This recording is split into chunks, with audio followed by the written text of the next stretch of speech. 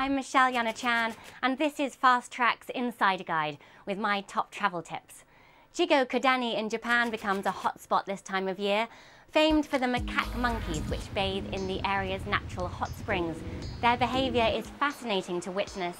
At the Snow Monkey Park, the macaques have even been known to make snowballs. Just downriver, enjoy the hot baths, here called onsens, in the area of Shibuya Naka with its narrow streets and traditional ryokan guest houses.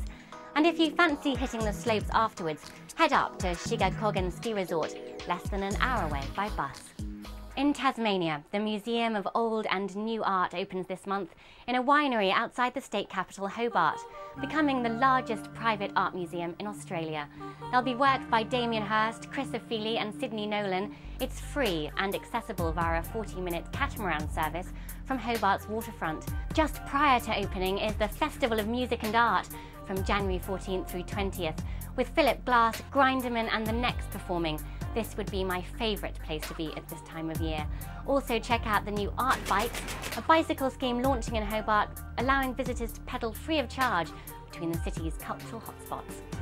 Well, I'm just back from Madhya Pradesh in central India at the start of the season for tracking tigers in the wild. It's a beautiful time of year to visit because the land is lush, but the thick vegetation makes it tough to spot these elusive animals. I've seen tourists starting from wow and crying up to oh my god after looking at this creature, because it's a thing they want to do in their lifetime, just see one creature. That was Olwyn D'Souza, my guide in Bandhavgarh National Park, which has one of the country's highest concentrations of tigers, and I had the most success from the back of an elephant.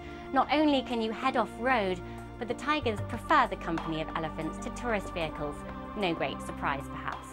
Well, staying in India, look out for the 5-day Jaipur Literature Festival starting January 21st, with luminaries such as Orhan Pamuk, J.M. Coetzee and Kiran Desai.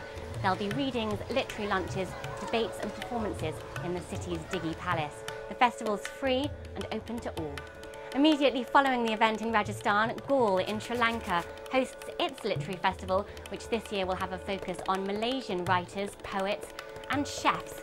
There'll be picnics and tea parties, music and poetry readings. In New Zealand, the Bay of Islands Sailing Week begins January 18th, just north of Auckland, with some outstanding racing events across 10 divisions. Back in the city on the last day of January, the Auckland Anniversary Weekend Regatta takes place, with a tugboat parade, canoeing contests, even radio-controlled boating events. But the serious yachties will be watching the prestigious races in Waitemata Harbour. And a couple days later is Sail Auckland, New Zealand's premier Olympic-class event, which will take place for the first time on the city's North Shore. Until February 17th, China will be hosting the Harbin International Ice and Snow Sculpture Festival in the northeast of the country. Artists cut an entire themed city from ice blocks from the Songhua River.